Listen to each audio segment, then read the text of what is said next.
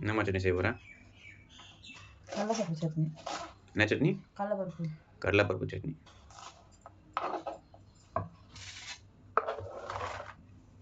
எத்தனை மிளகா போட்டிருக்க? ஒரு காற்று தகுந்த மாதிரி 10-12 இருக்கும். 10-12 மிளகா போட்டு. வெங்காயம் எத்தனை வெங்காயம்? வெங்காயம் 4, தக்காளி 4. வெங்காயம் 4, தக்காளி 4. பெரிய பெரிய சைஸ் வெங்காயம், பெரிய பெரிய சைஸ் தக்காளி.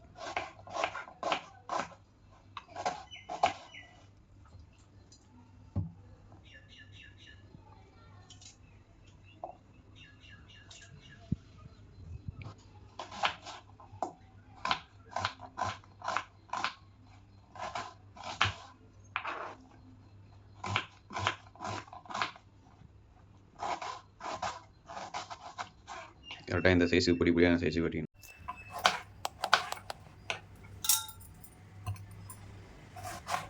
நெக்ஸ்ட்டு தக்காளி வெட்டிக்கோங்க. கரெக்டாக 4 தக்காளி கொஞ்சம் பெரிய சைஸாகவே எடுத்துக்கோங்க.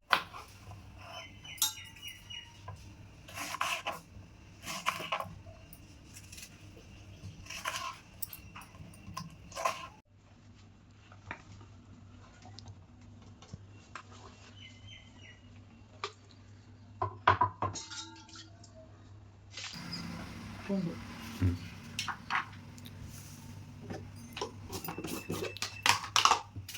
இதெல்லாம் இஞ்சி பூண்டு பேஸ்ட்டா? இது வெறும் இஞ்சி. இஞ்சி மட்டும் அது. Okay, 1 table spoon. அடுப்பு பற்ற வச்சுக்கோங்க. கடாய் சூடாக வரைக்கும் வெயிட் பண்ணுவோம். ஓகே மக்களே, தவா காஞ்சிடுச்சு. இப்போ தேவையான அளவுக்கு எண்ணெய் ஊற்றிக்கலாம். கடாய் காஞ்சிடுச்சு. ஒரு 4 டேபிள் ஸ்பூன் ரீஃபைண்ட் ஆயில் ஊற்றிக்கலாம்.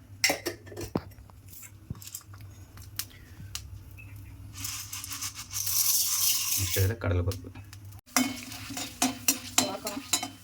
நல்லா கோல்டன் ப்ரௌன் கலர் வரணும். ஓகே, நல்லா கோல்டன் ப்ரௌனில் வந்துடுச்சு.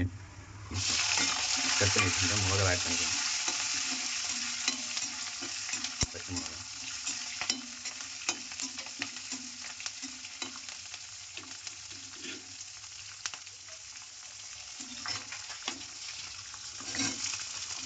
வெங்காயம்,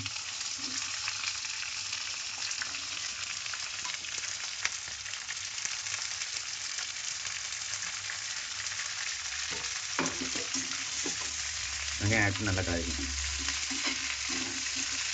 இதுவும் நல்லா கோல்டன் ப்ரௌன் வரணும்.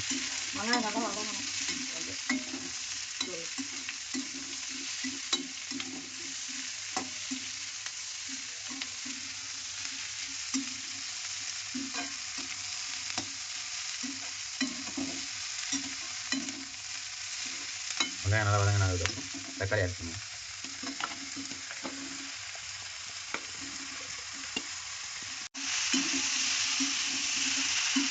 வெங்காயம் தக்காளி ரெண்டுத்தையும் போட்டு நல்லா வேகிற வரைக்கும் நல்லா வதக்கிப்போம். நெக்ஸ்ட்டு அதில் இஞ்சி பூண்டு. இஞ்சி நாங்கள் ஆல்ரெடி பேஸ்ட் பண்ணி வச்சுருக்கோம். ப்ளஸ் பூண்டு ரெண்டுத்தையும் ஆட் பண்ணிக்கலாம்.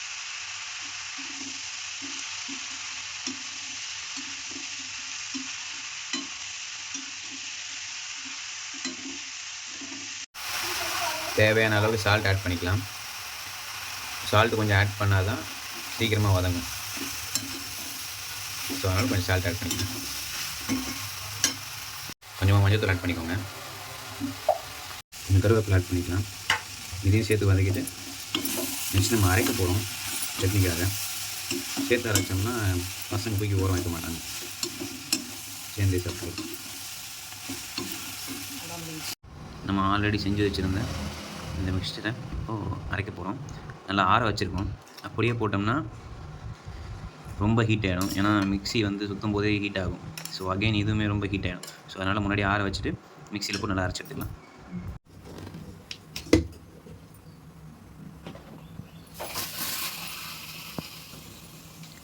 நல்லா இந்த பதத்துக்கு அரைச்சி எடுத்துக்கோங்க.